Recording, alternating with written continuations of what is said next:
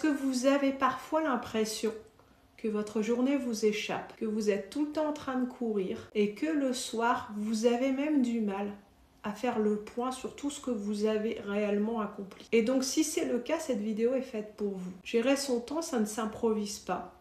Ça s'apprend et surtout, ça se pratique au quotidien. Dans cette vidéo, je vous partage 6 habitudes concrètes que vous pouvez commencer à mettre en place dès aujourd'hui pour reprendre le contrôle de votre temps et de votre énergie. La première habitude, c'est de planifier votre journée du lendemain, la veille au soir. Et pourquoi la veille? Parce que le matin, notre cerveau est encore en phase de démarrage. Et si vous commencez la journée sans cap défini, vous réagissez aux urgences des autres plutôt que d'avancer sur vos priorités. Concrètement, avant de quitter le bureau ou d'éteindre votre écran, prenez 5 minutes pour noter ce que vous voulez accomplir le lendemain. Juste quelques tâches, 3 à 5 actions. Ce geste change tout car déjà vous dormez mieux et vous démarrez votre journée avec intention. Et planifier la veille, c'est offrir à votre cerveau une nuit de repos et une matinée de focus. Deuxième habitude, chaque matin, identifiez vos 3 priorités absolues du jour. Seulement 3. Pourquoi? Parce qu'on surestime systématiquement ce qu'on est capable de faire en une journée.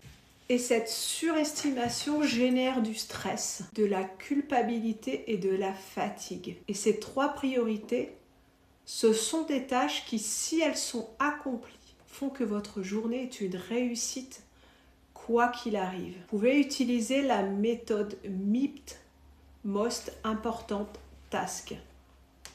Faites votre première priorité en tout début de journée quand votre énergie est au maximum. Et 3 priorités accomplies valent mieux que 10 tâches entamées. Alors choisissez, engagez-vous et avancez. Troisième habitude, le travail en bloc de temps. Et le principe est simple. Vous réservez des créneaux spécifiques dans votre agenda pour chaque type de tâche dans la semaine.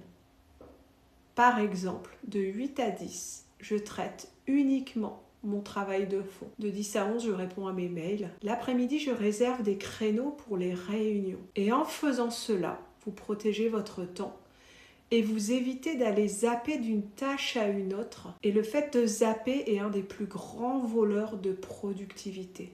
Car chaque changement de tâche coûte en moyenne 20 minutes pour se reconcentrer. Et imaginez tout ce que vous allez pouvoir récupérer en regroupant vos actions en tâches similaires. Quatrième habitude, apprendre à gérer les interruptions. Les interruptions, ce sont les ennemis invisibles de votre concentration. Une notification, un collègue qui passe, un mail qui arrive, et c'est toute votre dynamique de travail qui est cassée. Alors, je ne dis pas de devenir inaccessible. Cependant, je vous invite à devenir intentionnel. Concrètement, éteignez les notifications pendant vos blocs de travail. Communiquez vos plages de disponibilité à votre équipe. Apprenez à dire « Je suis disponible pour toi à partir de telle heure ». Ça te convient. Ce n'est pas un manque de bienveillance, c'est du management de soi. Et vous ne pouvez pas contrôler toutes les interruptions, mais vous pouvez décider quand vous êtes disponible. Cinquième habitude,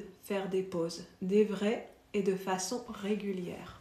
Je sais ce que vous pouvez penser, j'ai pas le temps, j'ai plein de travail de faire des pauses. Et pourtant, c'est exactement l'inverse. Notre cerveau n'est pas conçu pour maintenir une concentration intense pendant des heures. Après 90 minutes de travail soutenu, les performances cognitives chutent, les erreurs augmentent, la créativité disparaît. La méthode Pomodoro, par exemple, recommande 25 minutes de travail suivies de 5 minutes de pause.